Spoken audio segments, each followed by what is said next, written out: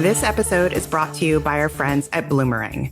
Looking to deepen donor relationships and maximize fundraising impact? On a journey to align purpose with profit, you need the right tools. Discover Bloomerang, the complete donor, volunteer, and fundraising management solution. Rated as the industry's friendliest, Bloomerang helps nonprofits deliver a better giving experience and create sustainable, thriving organizations. This intuitive platform tracks engagement and provides powerful insights so you can focus on driving your mission forward. Join the thousands of small and mid-sized nonprofits who are already thriving with Bloomerang. Visit bloomerang.co to elevate your fundraising today.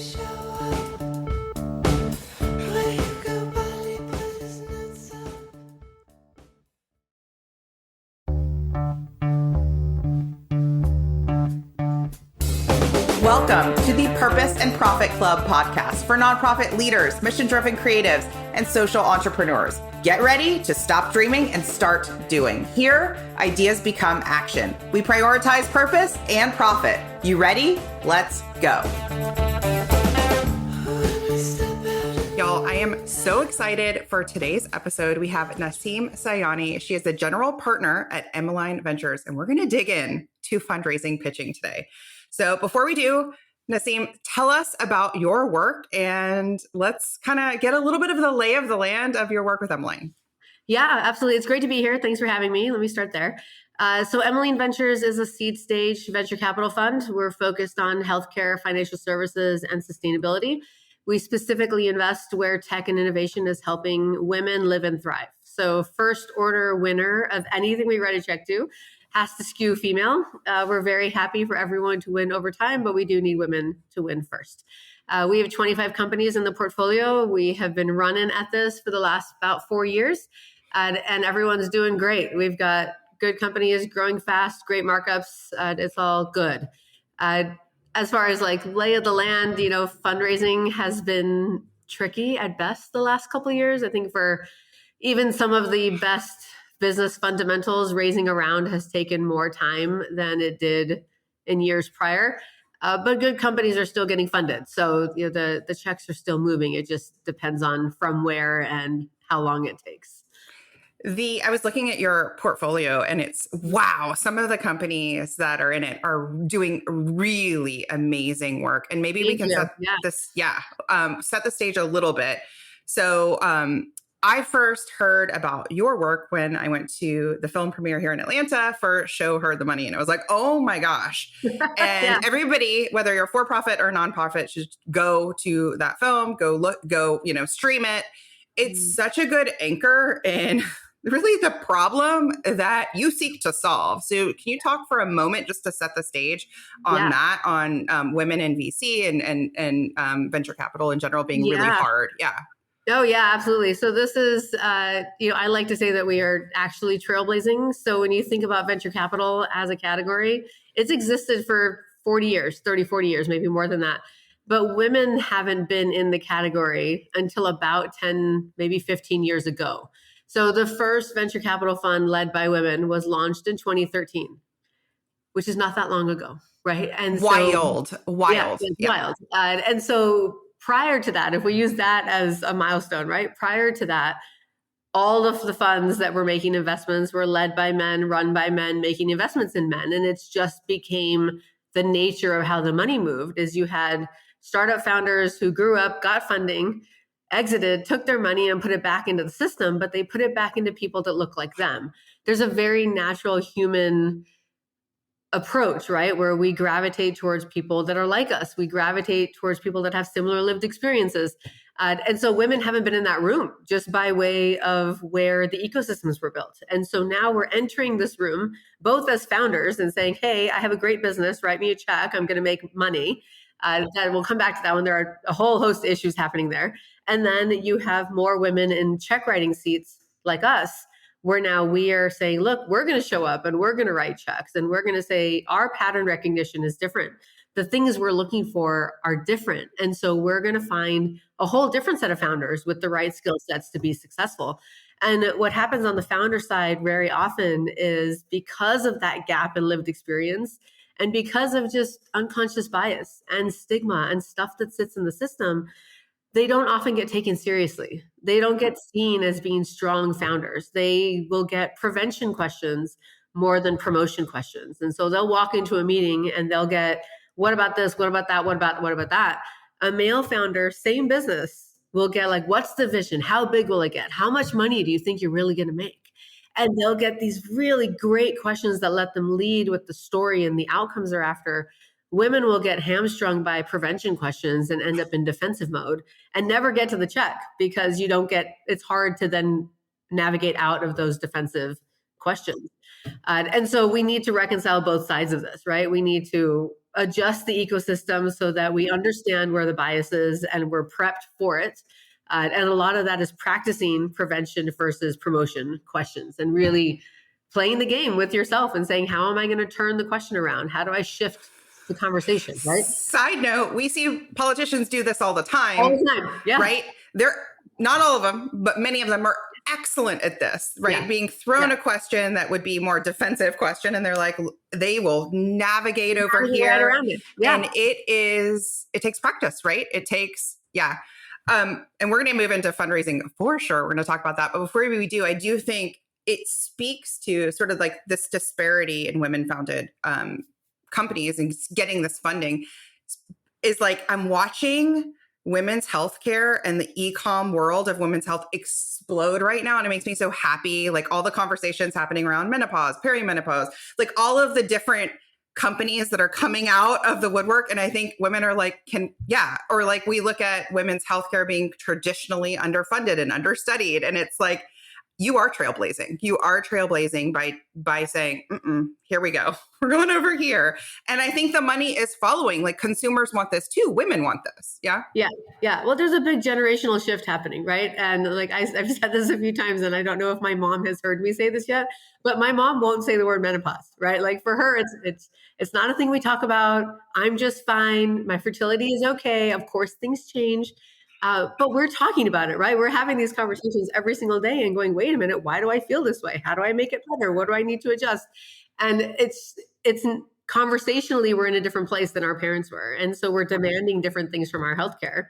And we're finding solutions outside of the core healthcare system because most doctors aren't trained on women's health. There's no curriculum in med school teaching them women's health. Most even menopause practitioners haven't been trained appropriately on menopause. And a lot of that is because the data doesn't exist. That's right. It doesn't exist. Right. And like you look at those wellness advocates online and they're like, well, there's no research to support that this is good. And I'm like, that doesn't mean it's not an appropriate course of action. It just means it's underfunded and under-researched. Right. Nobody's done the work. Nobody's done the research. Yeah. And the system has thought about us like small men for a long time. Yeah. And we have to stop doing that. Okay. We got to get into the nitty gritty here with fundraising. So what prompted this investor series on the podcast is this idea of watching the documentary and just watching your work and seeing the boldness, seeing the like grit, the relentlessness that it does take to trailblaze in a sector and being like, okay, what can we learn here in fundraising? Because my guess is you've seen both sides, you've been on both sides of the table because you're receiving the pitch, right? Yeah. Yep. And you're also yourself a fundraiser, right? Yeah. And so talk to me about that, like the good, the bad, the awkward. What have you seen? What have you learned? And how do you coach your clients or coach other people or coach yourself when you're like, that needed some work? Yeah. Yeah. So I'll start with, our thesis for the fund, the way I described it, right, when we started, is different than how we used to describe it. So we used to talk about the fund as being focused on investing in female-founded companies that are building companies that are helping women manage their health, build their wealth, and live in a cleaner, safer world. We love that language. I will still use that language in some places. The problem with that language is that people will get hung up on female founder right out of the gate. Little red flags go off for stigma reasons, nothing else. And then you're asking someone to understand the empathy that sits underneath manage her health, build her wealth, live in a cleaner, safer world. You're asking someone to understand the lived experience of why those phrases matter before you even told them about the opportunity.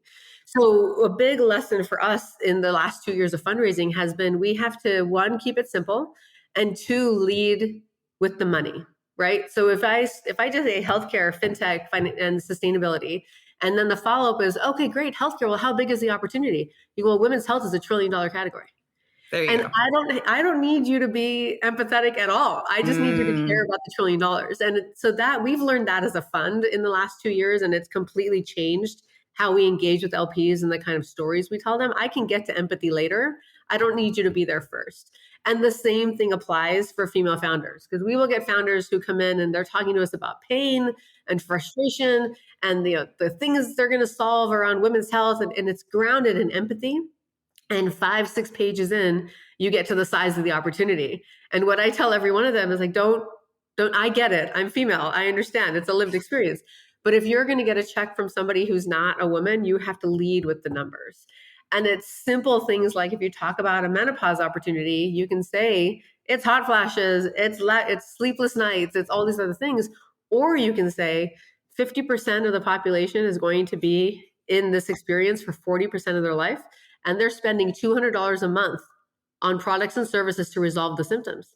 The platform I've built is going to get all of these folks on a subscription. And so my CAC is going to go way, way down, and I'm going to be able to build a business model that scales. It's still menopause. It's still, yeah. Right. But that takes, I don't know what the word is, but I love the way you just mapped that out, first of all, like masterclass. But that takes a lot of, I don't know if it's pride or something swallowing to be like, yeah, but I want to talk about the pain points, like, because a lot of founders, I mean, they're here because of a passion. They're here because they were in it. They are here because of their why. And I can hear resistance from the founder who's like, no, dudes need to care about this too. Yeah. So what do you say to that kind of push pull? So where are you going to how will you get the check? Bottom line, right? And so if you can tell the empathy story after you tell the money story, it's fine. I'm not saying don't tell the empathy story. I'm saying, but to get someone hooked in a way that gets them leaned in, asking you follow-up questions in this industry, because it's about making money, you have to lead with the money. If you lead with the empathy, it's very hard when their lived experience isn't the same for them to lean in and ask better questions, because what they will say, which happens all the time, is let me talk to my wife, let me talk to my daughter, let me get the assistant. And you're dead in the water at that point, because you're not going to get past that hurdle. People understand money, especially because this is venture and VC funds are here to make money and yes, support you, but the end game is an exit. So you have to get them hooked on the fundamentals being very strong, and then they will lean in and understand the empathy later. Love it. Okay. I'm curious what you think. So as an outsider, my point of view, what I'm seeing is I see a clip, a speed with VC funding that feels so much faster, so much more audacious, so much more like hungry, relentless, on it. And for nonprofit fundraising, kindly, my friends, it's like a snail, right? Yeah. It is so slow. It's what we would call, like in my world, like a very long cultivation process when you're asking for 50 to hundreds of thousands or dollars or even millions, right? It's this like slow, it's like dating, and then it's like we're committed, and then it's like when it's like relationship, right? And it seems like VC funding works very, very fast. Am I wrong or right, or what do you say to that? So wrong and right. Okay. I should say right and wrong. I should stay positive. So VC funding moves fast because the relationships make it move fast. So you still have to spend time cultivating. Yes. You still have to spend time getting to know the people before they're going to write you a check. And this is another thing. I was just on a panel last week and talked about how we need to get better at doing this. And so we'll hear the stories of the 2 male founders who raised 10 million over a weekend. And it's deeply frustrating because female founders have been spending 2 years raising 2 or 3 million. And what I've come to really appreciate is that relationships move this industry more than any other industry I've seen. And so the reason the 2 men raised the round over a weekend is because they spent the last 6 months greasing those relationships. They've spent time with those investors. They've been at their events. They're on text message with them. They're sharing details about their business anytime something happens. And so then once they're ready to raise, they're literally just having to ping people and say, hey, I've got the save. Are we ready? And you raise the round over a weekend. What's happening with women, again, because we're new to the ecosystem in the last 10 years, right, is we're showing up transactional right away. and we haven't had the time or spent the time building the relationships. But if we spend the time building relationships, then the money is going to move a lot more quickly. We have to do both. Yeah. Okay. So we're showing up transactional right away. Say more about that. So that means I tell almost every female founder I meet, the first time I meet you shouldn't be when you pitch me. If I'm speaking at an event, you care about Emmeline Ventures, like show up to the event, introduce yourself at the event, ping us on LinkedIn, send us an article that you think is interesting. I have 2 partners. There's 3 of us. We are all over the world at any given moment, right? So you can find one of us somewhere, find a way to relate, to engage, to introduce your business to us outside of a pitch conversation so that we know you. We just committed as a fund to 2 new investments like 2 weeks ago. We've known both of those founders for almost a year. There we go. Okay.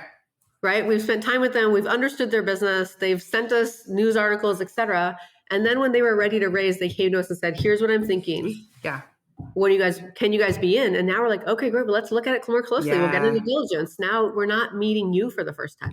This is that like priming. So going back to the dating example, it can feel when it's transactional, like a first date where you're like, let's get married. And that is just, we're leaning out, we're leaning away. It's too much. And it's reminding me, I don't know, when I pictured you at an event and I pictured like the way that I think this probably still happens to musicians where they're like, listen to my CD, listen to my, my single. And they're pitching, it's like a hungry musician pitching another musician. You're like, wait, you've got to pause and develop that relationship first. Yeah.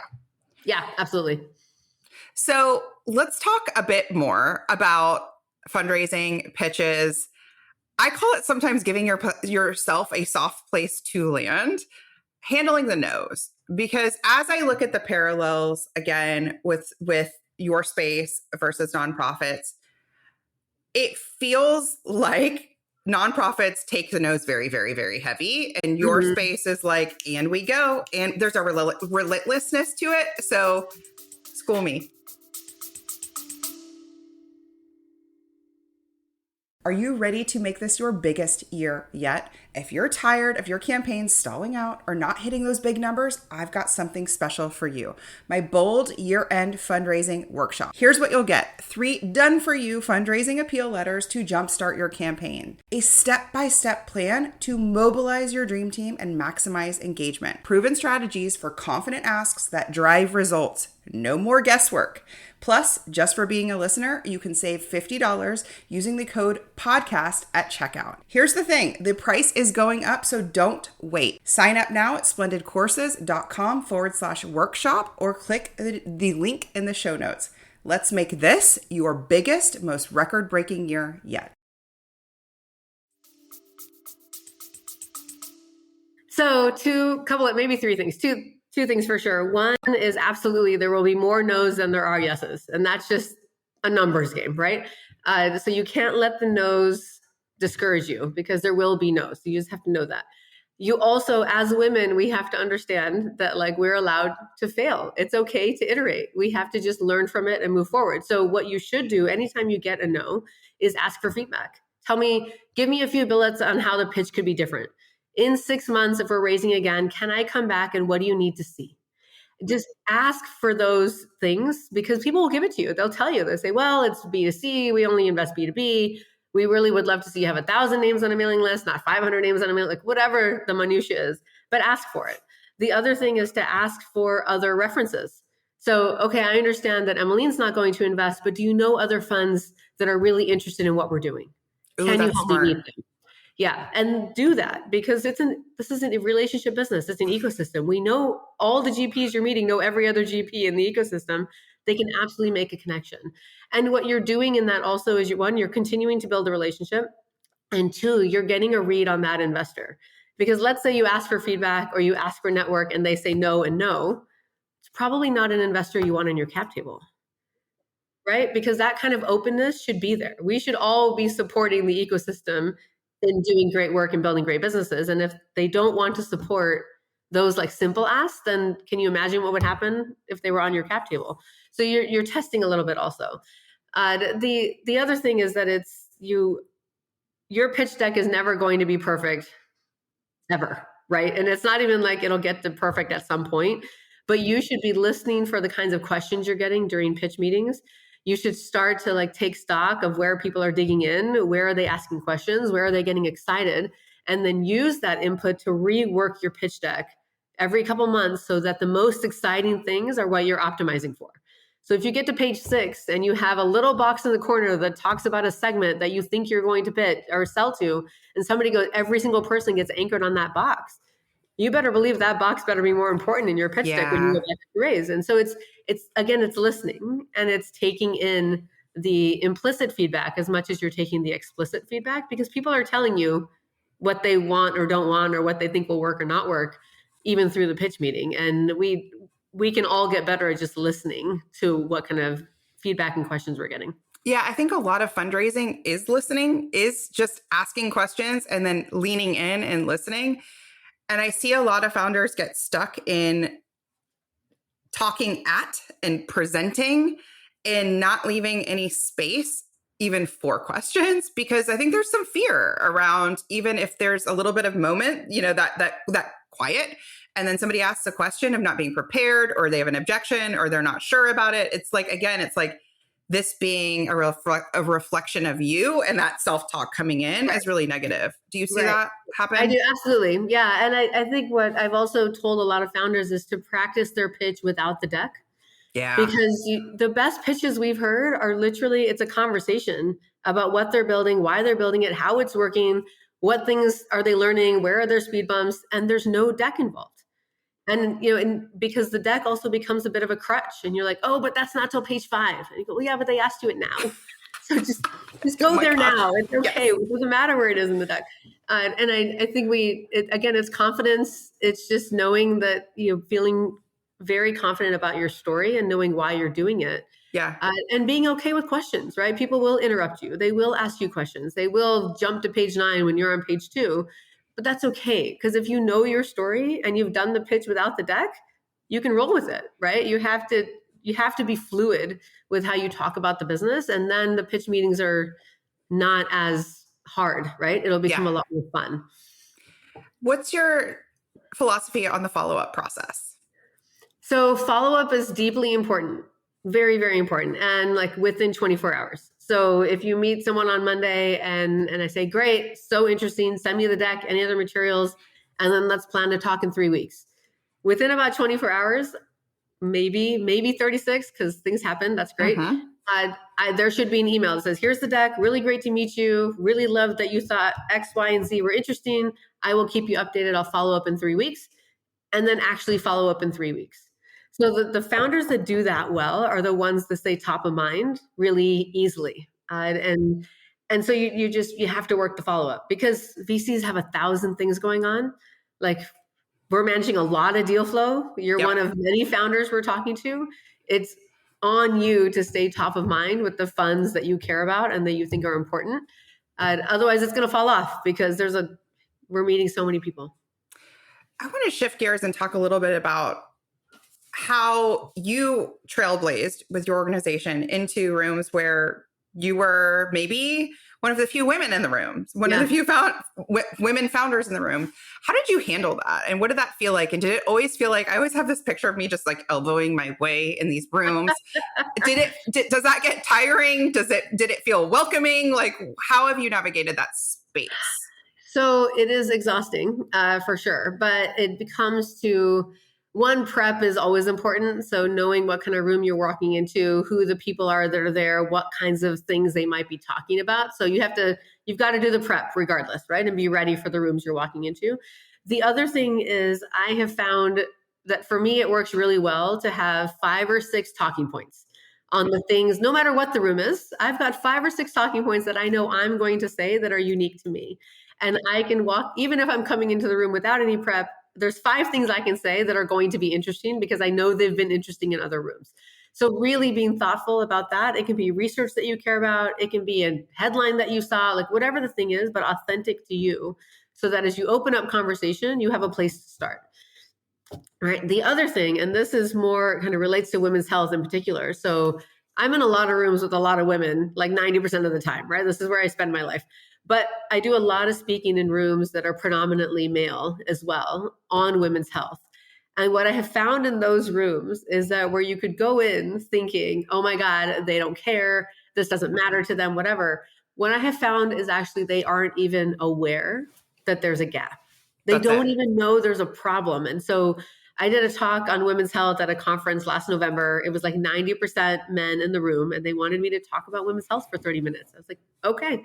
And but I kept it all data driven. I compared it to what happens with men's health and gave them, here's what's going on, right? Here's the baseline. And I had more than half the room come up to me afterwards and go, oh my God, we had no idea. We had no idea that the research gap was so bad and that the funding gap was so bad. Thank you for coming and sharing that with us. And so where we can sometimes assume neglect, it's actually just lack of awareness. And we're in a really interesting position to educate the other half of the ecosystem because they live in abundance. Everything is fine. Everything works. They don't need, the women are good. And you go, no, we're not, but they're not even aware. And that for us has become a really important opportunity to educate because that once they know, then they lean in and want to help. It's a huge foundational shift to go into a room going, I don't belong here. They don't care to, they don't even know this is a problem. Here we go. That is a different way to come into the room of people who, at face value, this ain't for them to be, and positioning it in a way where they're like, whoa, tell us more, leaning in. We want to know more. I love that example.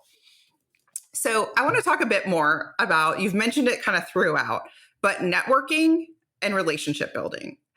It seems to me like the success of any founder-led, startup is going to be hugely on relationship building and networking. Talk to me about that. So it's like the biggest part of the job you'll do, second to building your business, right? And it's going to events, it's meeting people in spaces where they are. It's, LA Tech Week now happens every year. New York Tech Week happens every year. There's events like Show Her the Money that are happening everywhere still. And even if you don't think you should go, show up to something because you're going to meet somebody who can be useful. And my other big learning in the last 4 years with the fund, and this has been true my whole life, but it's become much more obvious in the last 4 years, is that showing up is half the game. It's more than half the game. Just showing up. You just don't know who you're going to meet in that room. And so show up and give it a go, right? We have a tendency as women to be a little bit more reserved, a little more risk averse. We may not feel as confident going to things if we weren't invited to be there. But forget it, right? You have one chance to build a company you want to build. You have one opportunity to go meet people who can help. Just show up because you might meet a person there who maybe isn't writing checks, but might know people who are, or can connect you to a customer, or can introduce you to somebody who could be a co-founder. And so you just have to show up, and you're always going to meet someone who could be useful. Even if you're an introvert. Even if you're not into Nobody believes I am absolutely an introvert, 100%. My husband laughs at me all the time because I'll travel for a week and come home and sleep for 3 days. That's right. And he's like, that's how I know you're an introvert. Otherwise you still would recover with other people. I have to recover all by myself. I'm absolutely an introvert. But when I have to be extroverted, I can be. And I think you have to learn how to do that so you can modulate in and out. Do you have a way to get yourself in the zone when you're like, all right, I know I'm going to this thing. I know if you're not necessarily a speaker at it, but you're in more of a networking or relationship building and you're at an event and you're like, and you're feeling the jitters. What does that self-talk look like? Or what is the strategy a little bit there? It's one is just centering and going, okay, we can stay calm. It's fine. We're going to be fine in this room. It's no big deal.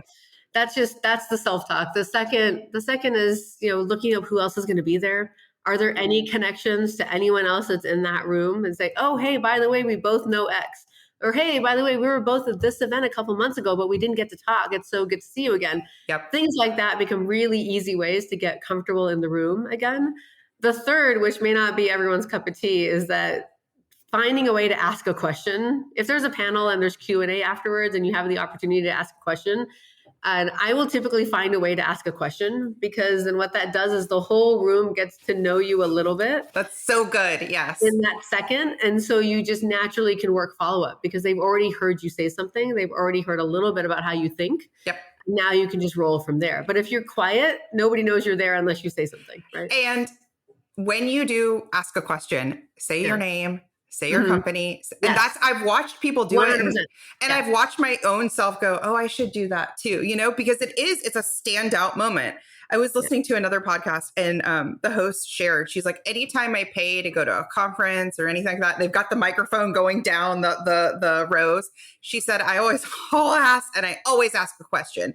And she does. And she's got a amazing brand presence and she's a total introvert too. And so she finds these moments. And I think it's like my son said yesterday, he's like, first game for the season for baseball. He said, I'm going to steal a base today. And it's like, all right, I'm going to ask one question today. I'm going to get up there. Even if it's a little bit nerve wracking, I'm going to do it imperfect. And I'm going to go work on that known piece. Yeah. I love that tip. And as soon as you've done that, there's somebody in the room that's going to walk over and say, hey, that was a great question.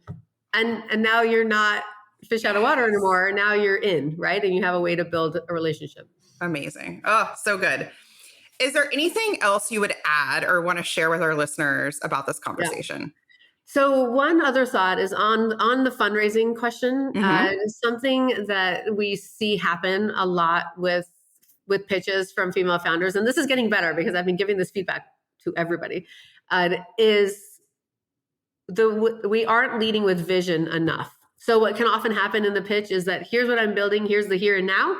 And then 6 pages in, we get to how it grows, how it scales, how important it is to the category. I want all of that to go first. Here's what I'm after. Here's why it's going to change the category. Here's the relevance it has in 5 years. Here's the influence it has in 5 years. Yeah. And by the way, that starts with this. And it's a different way to tell the story. And every single male founder is telling the story that way. But here's the thing. I think that male founders, particularly white male founders, have a belief of like, I have no proof that this is what's going to happen in 5 years. I just think it will. Like my husband and I call it a healthy amount of delusion. Like every founder who really has these just moments, I'm sure you've seen it, like a healthy amount of delusion, right? Of like, and I think women are like, well, I can't say that out loud. That's aspirational. I hope it happens in 5 years. Do you know what I mean? Like, and I think that's part of the push-pull that's keeping us from actually painting that picture. Yeah. What would you say to that? Yeah, I would say get out of your own way and try it, right? And try it. And it doesn't mean you rehearse it the night before and then you come into a pitch with me and it's the first time you've done it. Yeah. Dry run it with people. Try it with some friendlies. Try it 4 different ways. Use different words. See which one feels most natural and go with it, because there's a reason the money moves a certain way, right? And so if you might be fine raising with a certain number of investors who will say, wait a minute, tell me vision, but other investors won't do that. And so if you don't lead with it, you're going to get the no before you even have the option to get the yes. And so don't set yourself up for that. Oh, I love that. Thank you so much. Where can everyone connect with you? And then I will ask you our very last question. Yeah, absolutely. Yeah. So I'm on LinkedIn. You can find me on LinkedIn. That's probably the easiest way to do it. We also have a general email at Emmeline. So if you do meet us at emmelineventures.vc, that all comes to me also. So if you want to reach out that way, and then we can chat more. And then I'm typically speaking on all kinds of things. So you can come find me at an event as well. Amazing. Yeah. Now, we ask every guest on the podcast to share a thought that they like to think on purpose. So this could be an affirmation, a mantra, just something that keeps you going. Would you share yours with our listeners? Yeah. So I like to think that I should always be audaciously bold. Whatever it is, just be as audaciously bold as you want to be. Because even if you're half wrong, it still means you're half right. Yeah. That thought's will and has made you a lot of money, no doubt. And will and has like continues to trailblaze in this sector. I love that thought. That's a good one. Everyone needs to, I have my sticky notes here. Everybody needs to write that one on a sticky note. Thank you so much for today. This has been such a great conversation. Thank you so much for having me. This was great. I enjoyed it. Hey, high achiever. I know your sights are set on ambitious, world-changing goals. In the Purpose and Profit Club group coaching program, you can get the support, motivation, and strategy to accelerate your impact. I like to say it's where the inner work meets big impact and big funding. Go to splendidcourses.com/waitlist, and you will be first to be notified when we open up doors, and you'll get special bonuses when you join our waitlist. See you inside.